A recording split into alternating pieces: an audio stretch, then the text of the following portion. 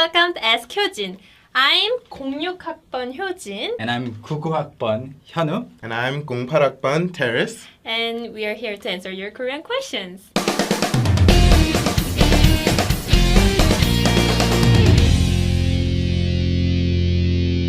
Ask Hyojin.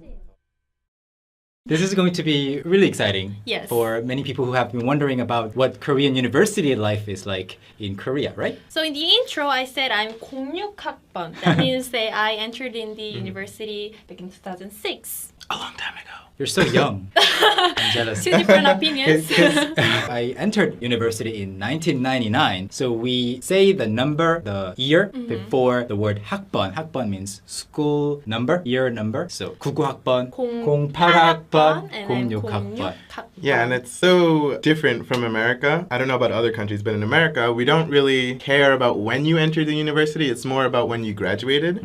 So I graduated in 2012. So it's more common for me to say I'm part of the class of 2012. Class of 2012. Yeah. So in Korea, it matters when you enter university and nobody cares when you graduate. Except for your parents, of course. For example, Hyunwoo, when did you graduate? I entered university once again in 1999. When I was 9 years old. When you were 9 years old only. And I graduated in 2008. I was actually going to the school back in 2008. Yeah, we were in the same school. But we didn't know each other back we're then. all, incidentally, we're all from the same university, Korea University. I entered in this year, she followed, and Terry's followed. Yeah. So when you graduated the year I started college. I guess so. Yeah. Has your vacation started? Not yet. Not Actually, yet. my finals end next week. Right now we're in finals period. Oh, aren't you supposed to be studying? So talk to me in Korean is more important than your studying, right? Of course.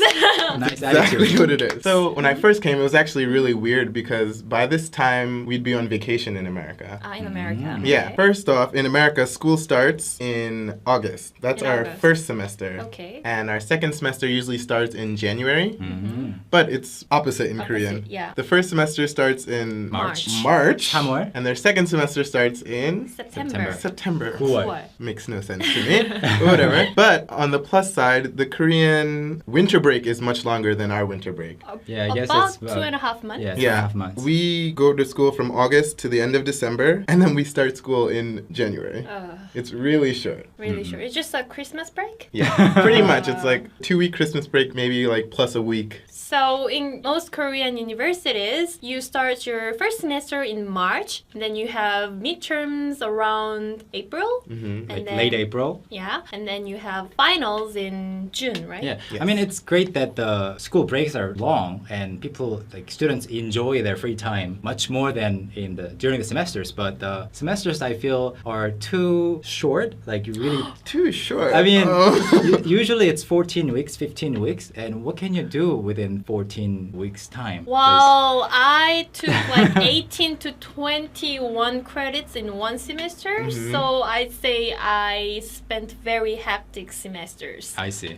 I say you can do quite a lot in 15 weeks. Yeah. I mean, like you enter in March, like first or second weeks are usually not regarded as the official yeah, just semesters, introduction. semester weeks. So even if you skip classes, the professor will not be able to actually give you an F just for that. So people don't go to classes that often. That's not week. true. Sound like you're speaking Yeah. from experience. And then all of a sudden you have this festival period coming up soon, and right after that you have midterm exams coming up. So all the classes are either canceled or shortened, and then you study for about a month, and then you start preparing for the final exams, and then after that it's over. So You seem like you mastered the Korean college system. I mean, the man went to the school for 10 years. yeah, so I feel like I always felt like the semesters were too short for me. Well, Actually, just a second ago, you said festivals and like how classes are canceled because of festivals. Yeah. In America, I can't speak for every school, but there's no big celebrations like we have here in Korea. So I thought it was really amazing. Like at Korea University, there's this big festival called Goyeonjeon. That's in the autumn. And it's a big festival where people from Korea University and Yonsei University, they get together for these sports festival and they like play baseball, soccer, and other sports. Five sports, I guess. And like they all meet in a big stadium. Our school wears red or crimson and their school wears blue and they like cheer, and it's just a big festival. And it's a big festival, but I think that's more Korea University and Yonsei University specific. But other universities other than Korea University and Yonsei University also have festivals, their own festivals. Usually in May. Yeah. And it lasts around a week. They have like a big festival one day. They invite all these K-pop stars as well, and they, just enjoy it like a concert. And then other days, that one day, what do? I remember we set up all these like stall kind of thing on the campus, and we make food and we sell food and drinks. Yeah, I mean, I think the school festivals are just another kind of excuse to skip classes. So I think overall, university life in Korea is a lot of fun, but mainly because students really want to have fun because they were in high school for like only 3 years, but they feel like they were there for 10 years studying every day. So they are finally liberated. So they just go really actively for the fun factors. So they do all these fun things to really enjoy. The thing is, before I went to the university, I expected that I will play all the time. I will hang out with my friends every day. But the reality is there were so many like assignments or presentations to do. Who does all of them? Most students. Okay, so that's why I thought the university life was gonna be different because like the Hyunus era, I heard that not many people really studied hard in university, but when I went to university, it was really hard to find a job after graduation. So people studied really, really, really hard. I think it's also related to the fact that schools made it a little bit like deliberately more difficult to graduate. They started adding requirements in order for you to graduate. So, and for example, I didn't need to do anything to graduate. I took all these classes, required classes, of course, but I think my hubes, younger students than me, they had to either take the TOEIC test or they have to write some kind of essays, but I didn't have to do anything in particular in order to graduate. If I actually filled all the credits, I was able to graduate. Like you had a nice, easy time. Yeah, I was lucky, I know. For me, I studied English language education, and in my department, in my major, I had to take 140 credits, and I had to take Hanja, Chinese character test, and then I need a certain points for TOEIC or TOEFL, and since I double majored in Japanese, I need the Japanese proficient test. JLPT? Yeah, JLPT. Fancy. In America, it's the same. Like, depending on your major, you have different requirements. Like, I was a linguistics major, so I had to take a certain amount of foreign language classes. Obviously, I took Korean. And also, before, we were talking about, like, assignments and stuff, but I feel like in America, we get more assignments than we do here in Korea. Like, in Korea, I feel like it's sort of hard to study for a class because in class they just lecture you and like it's pretty much you have to learn by yourself. But I feel like in America you get homework assignments, and if you do the homework assignments you like understand it. So when you take a test you can like look over your homework and read the notes and it's easier. But in Korea there's not a lot of homework, so before the test you're like studying everything, and like when you finally get the test paper you're not sure how to like solve the problems. So does that mean that you want more homework? I think homework would help more. Okay, I'll make sure that your professors watch this video. But it's fine. It was a little tough for me because, I felt that I had a lot of assignments and presentations to give. But I learned how to make my university life a little easier because, you make your own time schedule for your classes. So I didn't take any classes on Fridays for 2 years before I graduated. So I was 주사파. 주사. So 주 is a week and 사 is number 4 and pa is like a group clan or something. So 주사파 is usually a name that you use for people who only have classes 4 times a week. So it's really clever if you do it that way. You go to school 월, 화, 수, 목, and then you have a 3-day weekend. So that's awesome. I tried to do that, but I always had one morning class on Friday and couldn't do it. So right now I'm 주삼파. 주삼파. Because I come to the office on Tuesdays and Thursdays and I take classes on Monday, Wednesdays and Fridays. I see. You know what? But many people who are actually from other cities, I was living just 3 minutes away from the university campus. So I didn't mind actually going to school every day because I had to just wake up 10 minutes before class, just brush my hair and go. And I have have another word to introduce. 팀플. Do you know what it is? Well, I You didn't had do timper? much team Play. plays. Yeah, I didn't do much of it, but I did some team plays, which is just like group activity, like group preparation for presentations. So you used the word 팀플. Team play, I think it came into existence when I was around like in the third year. Ah, okay. So you didn't use the word from... Not much, not much. Ah, So it's that's pretty interesting. much like when you have a group activity or a group project that you have to do, and you know you have 4 or 5 people to work together, and for some reason they put these 2 English words together. Team play? Team play. There's no playing involved, but they put it together and it became timper. Team And play. a lot of students use Tone, which is a PC messenger. It's sort of like Program? AIM in America we used to have. Or KakaoTalk these days to do 팀플. Yeah. Right? Even though I didn't really go to school when I was going to school, we didn't really use KakaoTalk. I'm quite old. And I have a question. In America, you have like sorority and Fraternities. Yeah. fraternities. What do we have? We don't have sorority or fraternity clubs. We do have something that is similar, which is 동아리. So I know fraternity or sorority clubs are usually not related to a certain activity, like certain sport. They have like fraternities and sororities can be associated to a specific thing, like a certain major, like they are accounting fraternities, or they are sports fraternities, or fraternities for Hispanic people, or they have Different different themes. themes. Yeah, Okay. but I think 동아리 in Korea, they are more related, more centered around like the activity itself. So a lot of 동아리s, they interview new members, like aspiring new members, and they drink with them, and they actually make them quit, or if they don't like the new members.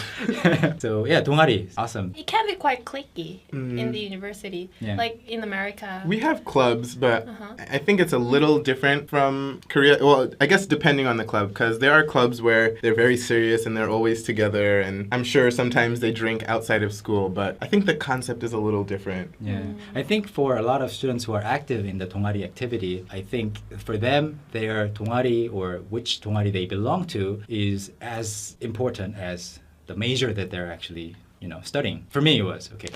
For me, it wasn't like that. 'Cause I wasn't in a 동아리. Yeah. What 동아리 were you I in? was in the dancing 동아리. It was so important to me that if there were classes versus some festival preparations that I had to do, that I had to participate in, of course I would be in the 연습실 practice room. This is why practicing. it took 10 years. And since I was in 동아리, I think a lot of drinking happened because of being in a 동아리, right? So yeah. did you guys drink a lot? Do you drink a lot these days? I don't want to lie and say no, but yes, I do drink frequently nowadays, especially, well, not nowadays because there's finals coming up, but as soon as finals are over, I'm sure people are gonna go crazy and like drink for the next couple of days. Do you feel like you're forced to drink because you're in a university in Korea? Well, for me, because I like drinking, it's okay, but there's definitely that like pressure sometimes, especially, well, if I ignore foreigners, like just with Korean students themselves, like the older Korean students will sometimes tell the younger Korean students to drink, and it's just like the younger students' obligation to obey the older students, so sometimes they just drink. So Hyojin, I know you rarely drink, and when you do drink, you drink like 1 milliliter or something. So how did you deal with drinking occasions that were kind of obligatory? Okay, so you guys would know we have this big thing called 사발식 in our university. Yeah. So you had to drink this much of 막걸리 at once. And I did that, and I got drunk. And after that, ever since that, no one really told me to drink. You must have been really scary. They're like, oh no, don't give her any. There are people who force you to drink, but if you say that, oh no, I don't drink, people don't really go like, I will kill you if you don't drink. I think that kind of trend or tradition Yeah. started when you were like in your first year in university, because when I entered in 1999, I think most people who did say no to the drinking offers, they eventually had to drink anyway. It doesn't matter whether you say no or yes, please, it's an obligation, it's a group culture. How can you say no? You're so rude to say that.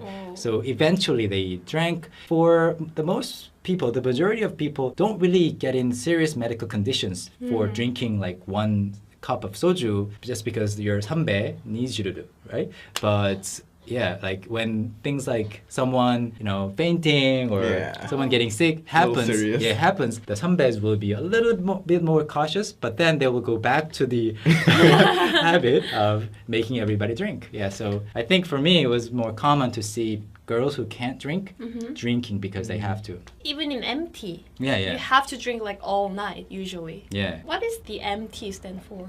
MT stands for membership training, another interesting collaboration of English words. And it's like a group of students, maybe a club or just friends. They go somewhere outside. Well, they all together go to a place and they usually rent like a villa or a Yeah. big room. They do it because if you drink in Seoul or in the city, you have to go home. But Yeah. if you go on a trip to a remote area, you don't have to go home. No one can use the excuse of my mom is waiting. So they have to drink all together. And they think that kind of builds the network. Yeah, it's like a way for them to get closer, even though some people may dislike it. So they all drink all night and then they all just sleep on the floor with their blankets. And it's quite a fun experience. But for foreign people who may be worrying like, oh, if I go to Korea, am I gonna have to drink every day? Usually I feel like they're very considerate because they know people are foreign and they know like some people may not drink. And like Hyunwoo said before, the trend where they force people to drink is sort of dying out. Yeah, so yeah. if you like drinking, you'll have a lot of fun. If you don't like drinking, then just drink water. Yeah, if you also like drinking, I think you will be able to enjoy the fact that your 선배s, older students, will buy you drinks. You don't Yes. have to pay a thing. So. 선오빠, what's 선배? 선배 is like 선, which means first, 후 means later. So 선배 is someone who is older. So we all went to the same school. So I'm the biggest 선배 here. 효진's 선배 to Terrace. So it's kind of like the 오빠, 누나, 언니, 형 concept. And So even for the people who is the same age as me, if they enter the university before me, that could happen if they went Yeah. to the school first. and they are 선배s too. Yeah. Yeah. Even though they are not my 언니 or 오빠, they can be my 선배. And there are people who enter the university next to me 1 year later, even though they are the same age as me, they are 후배 to me. Yeah. So I actually have some friends who are older than me, but they entered university after me. Okay. I try to call them my hubes, but they just don't. They don't accept it. So we talked about a lot of things that Yeah. Korean university students do. I think it's a good opportunity for Korean young people to actually enjoy freedom because, I mean, even though Hyojin said there are lots of assignments, it's nothing compared to high school, right? True. So I think I really enjoyed my university life. That's why I stayed there for such a long time. And it's also a sad fact that people have to prepare like for a long time to get a job these days. Like for many, many years, they study for these tests that they have to have the score of, right? So I think it's sort of the same. Like when you're in high school students study to death for the Suning exam, which is Yeah, like college. in America, the SATs. I don't know about other countries, but there's a big standardized test that you have to take if you want to go to a big university. And you only have one chance each year. Luckily in America, we have a couple of chances, but in Korea, there's only one chance every year. So Yeah, I didn't get to use my 수능 score eventually, but on the day on the eve of the 수능 exam, I got really, really sick. So I was living in the school dormitory and the administrator asked me if I wanted to go home or not. But I said, I'm going to stay here and I'll go to the exam place directly from here. But then I had to go home because I was so sick and I had to be taken care of by my, looked after by my mother. So we were almost thinking that I had to skip the test. And that would mean that I would have to study for another year just to take the test again because I Really? skipped it. But luckily, the next morning I was fine again and I could take the test. I think that's a really bad system. I think they should at least be more than one chance per year because there are going to be cases like that where somebody is really sick and they can't take the test. Or you might be having a bad day. Yeah. Or you might fall asleep during the test like me. It's really easy to fall asleep because Yeah. like the SAT too, it's so long and it's just like so hard to focus. I'm like, But the science and the humanities exam is like 2 hours and 30 minutes long, right? Not for us because I didn't take the science I see. test. It was different. We So- will talk about Yeah. it in So another there's video. this one test session that is over 2 hours long. So Okay. Yeah. Thank you guys for being in the video with me. thank you. Because I know I graduated from the university like 2-3 years ago and I don't really remember much. But I know that Hyunwoo remembers a lot because he went to the university for such a long time and Terrace is going to the school at the the moment, so it really helped. Oh yeah, did you know about the new, like, I don't know if it definitely wasn't there when you were there, but they like built a new media hall, and there's like I don't need there's that. like a movie theater. Yeah, that's one of the bad things when you Yeah. graduate. You go back to school one day and there's this really nice thing that wasn't there before, and all the new students are enjoying it. Yeah, there were so many things that were not there when I was in school. So yeah. But They're also still. building a new dorm. You have the finals, we don't. And, Anyways. and younger students get to pay much more. So, I know. Yeah. To me, it's very cheap because Compared to tuition in America is like, I don't even want to talk about it. I see. I think I only paid half of what, or less than half of what university students these days are paying. He's that old. Anyways, thank you guys, and I will see you guys next week. Bye. Bye.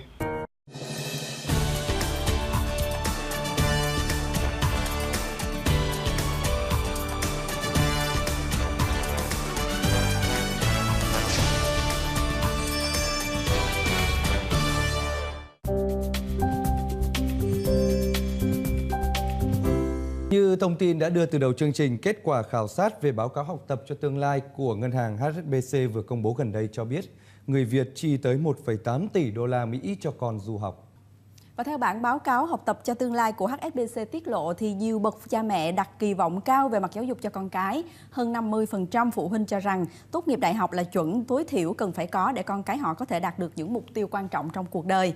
Cuộc khảo sát hơn 5.550 phụ huynh tại 16 quốc gia cho thấy 77% bậc phụ huynh sẽ cân nhắc cho con cái học đại học hoặc sau đại học tại nước ngoài nhằm để trang bị cho con một khởi đầu suôn sẻ trên thị trường việc làm. Tại Việt Nam, theo Bộ Giáo dục và Đào tạo, có khoảng 125.000 sinh viên Việt Nam du học ở nước ngoài vào năm 2013. Con số này đã tăng 15% so với năm 2012 và là con số tăng nhảy vọt kể từ giai đoạn 2008-2009. Sinh viên Việt Nam được cho rằng xem việc học cao hơn ở các trường ở Mỹ là tốt nhất trên thế giới và xứng đáng với khoản đầu tư lớn. Vào năm 2013 thì có khoảng 1,8 tỷ đô la Mỹ đã được chi trả cho các khoản chi phí liên quan đến việc du học ở nước ngoài, chiếm khoảng 1% GDP của cả nước. Vâng, có thể thấy việc du học quả là một việc đầu tư rất lớn lao của cả các bậc phụ huynh và các em học sinh. Vì thế chúng ta không thể trông vào may rủi hoặc là thiếu thận trọng trong quá trình chuẩn bị. Nhiều du học sinh Việt Nam đã làm rạng danh gia đình và đất nước, nhưng cũng có những trường hợp du học thất bại gây tốn kém và khó khăn cho gia đình và cho các em. Điều này cho thấy bước tư vấn chuẩn bị trước khi đi du học là hết sức quan trọng. Nói đến việc du học tự túc thì chúng ta có thể liên tưởng ngay đến chi phí lớn lao cho việc ăn học, các khó khăn để xin visa vào một số quốc gia phát triển quen thuộc, rồi kế tiếp mới đến vấn đề ngoại ngữ và khả năng thích ứng của học sinh. Phụ huynh thì cần thận trọng lựa chọn những đơn vị có uy tín để tư vấn cho con em mình. Trong những năm vừa qua, bằng sự tận tâm của mình, đội ngũ nhân viên của công ty Vision Global đã góp phần mang lại những bước đệm vững chắc cho các em học sinh trong quá trình chinh phục tri thức tại các quốc gia phát triển. Tất cả những bước như tư vấn chọn trường, ngành học, chi phí, cung cấp tài liệu du học, hỗ trợ chứng minh tài chính, làm hộ chiếu, dịch thuật, luyện phỏng vấn, v.v. đều được những chuyên viên hỗ trợ nhiệt tình nhằm mục đích cao nhất là giúp học viên đạt được visa du học. Trước hết thì phụ huynh học sinh và các em học sinh cần có cái sự chuẩn bị trước về cái sự tìm hiểu của mình về đất nước mà họ muốn đến. Thì khi đến với Vision Global thì Vision Global sẽ cung cấp các cái thông tin về trước tiên là về thủ tục nhập học, về các cái ngôi trường mà các em muốn đến. Cái thứ hai nữa là phía Vision Global sẽ cung cấp cho các em các cái thông tin về điều kiện nhập học của cái ngôi trường đó và các cái quang cảnh xung quanh, ví dụ như là nhà ở như thế nào, phương tiện giao thông như ra sao và cái nơi họ đến sẽ như thế nào. Thì khi đến với Vision Global thì các em học sinh và phụ huynh hoàn toàn yên tâm về cái dịch vụ hỗ trợ của bên công ty. Vision Global sẽ hỗ trợ các em từ khi các em tìm hiểu về ngôi trường và đất nước, cũng như là trong thời gian học tập, nếu như mà có cái khó khăn gì thì Vision Global đã sẵn sàng hỗ trợ các em trong cái quá trình đó.